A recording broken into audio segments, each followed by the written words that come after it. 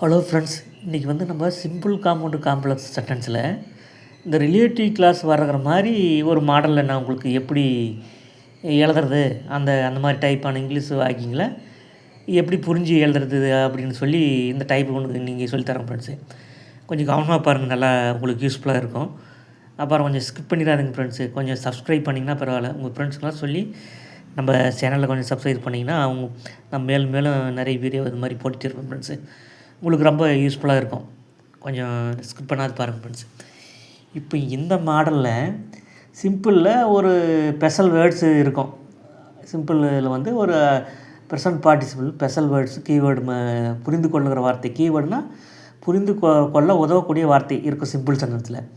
காம்பவுண்டில் என்ன வந்து அதுக்கான கன்ஜங்ஷன் இருக்குன்னா அண்டு அப்படின்ற கன்ஜங்ஷன் காம்பவுண்ட் சென்டென்ஸில் வரும். அதே வந்து காம்ப்ளெக்ஸ் சென்டென்ஸில் அந்த கு, தட்டு, விச்சு இது மாதிரி ரிலேட்டிவ் ப்ரோனவுன்ஸ் வந்து கன்ஜங்ஷனாக வரும். அது காம்ப்ளெக்ஸ் சென்டென்ஸில் வரக்கூடிய கன்ஜங்ஷன் இந்த டைப்பில். இப்போது முதல்ல வந்து நம்ம ஒரு சிம்பிள் சென்டென்ஸ் எடுத்துக்கிறோம். எப்படி? ஐ சா எ ஸ்னேக் கிராலிங். நான் ஒரு பாம்பு ஊர்ந்து செல்வதை பார்த்தேன். நான் ஒரு பாம்பு ஊர்ந்து செல்வதை பார்த்தேன் இப்படின்னு வந்து ஒரு சிம்பிள் சென்டென்ஸை எடுத்துக்கிறோம்.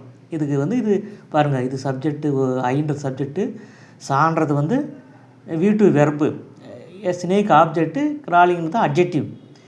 இப்படி ஒரு SVO ஒரே ஒரு வெர்புக்கிறதுனால இது வந்து சிம்பிள் சென்டென்ஸ்னு சொல்கிறோம். ஐ ஆ ஸ்னேக் கிராலிங், இது ஒரு சிம்பிள் சென்டென்ஸு. இப்போ இந்த சிம்பிள் சென்டென்ஸை வந்து காம்பவுண்ட் சென்டென்ஸாக எப்படி எழுதுறதுன்னு சொல்லித்தரேன் ஃப்ரெண்ட்ஸு. காம்பவுண்ட் சென்டென்ஸை எப்படி எழுதுறதுன்னா, இந்த சிம்பிள் சென்டென்ஸுவே காம்பவுண்ட் சென்டென்ஸ் என்ன, 2 சிம்பிள் சென்டென்ஸ் வரணும். SVO பேட்டர்னில் 2 சிம்பிள் சென்டென்ஸு, நடுவில் ஒரு கோஆர்டினேட்டிங் கன்ஜங்ஷன் வரணும். அதுதான் 2 சிம்பிள் சென்டென்ஸ் வந்து நடுவில் ஒரு கோஆர்டினேட்டிங் கன்ஜங்ஷன் வருது தான் காம்பவுண்ட் சென்டென்ஸு. அப்போ இந்த சிம்பிள் சென்டென்ஸையே காம்பவுண்ட் சென்டென்ஸாக ஆக்கணும்னா நம்ம என்ன பண்ணணும்னா இதை வந்து 2 சிம்பிள் சென்டென்ஸாக எழுதிக்கிறோம். எப்படி எழுதிக்கணும் பாருங்கள், கீழே பாருங்கள். ஐ சா எ ஸ்னேக், நான் ஒரு பாம்பை பார்த்தேன், மற்றும் இட் வாஸ் கிராலிங், அது ஊர்ந்து கொண்டிருந்தது. ஐ சா எ ஸ்னேக், ஐ சப்ஜெக்ட், சா வெர்பு, எ ஸ்னேக் ஆப்ஜெக்ட், நான் ஒரு பாம்பை பார்த்தேன், மற்றும் வாஸ் கிராலிங், அது ஊர்ந்து கொண்டு இருந்தது. இட்டு சப்ஜெக்ட், வாஸ் கிராலிங் அது வந்து வெர்பு. இது SVO, இது SV, இது SVO. ரெண்டுக்கு சிம்பிள் சென்டென்ஸ் எழுதிட்டோம். அது நடுப்பில் அண்டுன்ற கன்ஜெக்ஷனை போட்டு 2 சென்டென்ஸாக எழுதியிருக்கிறோம் காம்பவுண்ட் சென்டென்ஸு. இப்போது அடுத்தது காம்ப்ளெக்ஸ் சென்டென்ஸ். இதுவே எப்படி மாற்றுறதுன்னா, இந்த ஐ சா எ ஸ்னேக் இதை எப்படி எழுதிங்க ஃப்ரெண்ட்ஸு, அண்டு இட்டு வா ஸ்க்ராலிங் இப்படி ஒன்று பக்கமாக எழுதிக்கிங்க. இங்கே பாருங்கள், இதில் 2 சென்டென்ஸ்லேயும் பொதுவான நபர் வந்திருக்க எது, இந்த சென்டென்ஸில் வந்து 2லேயுமே வந்திருக்கிற பொதுவான வார்த்தை எதுன்னு பாருங்கள் ஃப்ரெண்ட்ஸு. இப்போ பாருங்கள், இதில் இந்த சென்டென்ஸில் ஐ இருக்குது, இந்த சென்டென்ஸில் ஐ வரல, திரும்ப வரல, விட்டுருங்க. அடுத்தது பொது நபர் வரல. சா, இது வெறுப்பெல்லாம் பார்க்கக்கூடாது ஃப்ரெண்ட்ஸு. அடுத்தது ஸ்னேக் பாருங்கள், இந்த சென்டென்ஸில் ஸ்னேக் வந்திருக்குது. அதே தான் வந்து இந்த சென்டென்ஸில் ஸ்னேக்கு பதிலாக இட்டுன்னு வந்திருக்குது. இந்த ஸ்னேக்கே தான் அந்த இடத்துல இட்டாக வந்திருக்குது. நான் ஒரு பாம்பை பார்த்தேன், அது நகர்ந்து கொண்டிருந்தது. அதுதான் அந்த பாம்பு நடந்து கொண்டிருந்தது. அந்த ஸ்னேக்கினுடைய ப்ரோனவுன் பாம்பு தான் இட்டு இங்கே வந்திருக்குது. அப்போ இந்த 2 சென்டென்ஸ்லேயே பொதுவான நபர் எது, ஸ்னேக் தான். பொது நபர், பொதுவான பொருள். இந்த இடத்துல பொதுவான விலங்குன்னு நம்ம வச்சுக்கலாம். சரி, இப்போ இந்த ஸ்னேக்கு தான், இதுக்கு ஸ்னேக்குன்ற நவுனுக்கு பதிலாக தான் இட்டுன்ற புரோனவுன் வந்திருக்குது.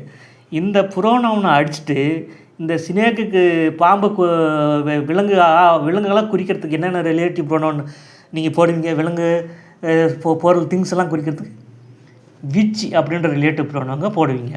அப்போது இந்த சென்டென்ஸில் ஆப்போசிட்டாக வந்திருக்குது முதல் சென்டென்ஸில். அதே 2வது சென்டென்ஸில் சப்ஜெக்டாக வந்திருக்குது. அப்போ வந்து இந்த இந்த இந்த ஆப்ஜெக்ட் தான் இங்கே வந்து சப்ஜெக்டாக வந்திருக்குது இந்த மாடலில். இப்போ இந்த இட்டு எதை குறிக்குது? இந்த ஸ்னேக்கை தான் குறிக்குது. அப்போ இந்த இட்டை அடிச்சுட்டு அதுக்கு பதிலாக விச் அப்படின்ற ஒரு ரிலேட்டிவ் ப்ரோனவுன் நடுவில் போட்டுருங்க ஃப்ரெண்ட்ஸு. இப்படி போட்டால் ஐ சா எ ஸ்னேக் விச் வாஸ் கிராலிங் அப்படின்ற ஒரு காம்ப்ளெக்ஸ் சென்டென்ஸ் நம்மளுக்கு வந்து கிடச்சிடும். என்ன? ஐ சா எ ஸ்னேக் விச் வாஸ் கிராலிங், அது நகர்ந்து கொண்டிருந்த அல்லது ஊர்ந்து கொண்டிருந்த ஒரு பாம்பை நான் பார்த்தேன் அப்படின்ற மாதிரி ஒரு காம்ப்ளெக்ஸ் சென்டென்ஸாக வந்துடும். இது வந்து பாருங்கள், இது ஐ சா எ ஸ்னேக், இது ஒரு முற்று பெற்ற வாக்கியம். விச் வாஸ் கிராலிங் இது வந்து முற்றுப்பெறாத சபார்டினேட் கிளாஸ். இது ஒரு main clause, subordinate. Which was crawling ஒரு சபார்டினேட் கிளாஸ், ஐ சா ஸ்னேக் வந்து ஒரு மெயின் கிளாஸ். அப்போ வந்து இது ஒரு காம்ப்ளெக்ஸ் சென்டென்ஸ் ஆகிடுது ஃப்ரெண்ட்ஸு. புரிஞ்சிங்களா ஃப்ரெண்ட்ஸ்? புரியலன்னா சொல்லுங்கள் ஃப்ரெண்ட்ஸ். இன்னும் எப்படி விளக்கமாக சொல்லலாம், எப்படி புரிஞ்சா புரியலான்னு கொஞ்சம் கமெண்ட்ஸில் போட்டிங்கன்னா பரவாயில்ல ஃப்ரெண்ட்ஸ். தேங்க்யூ.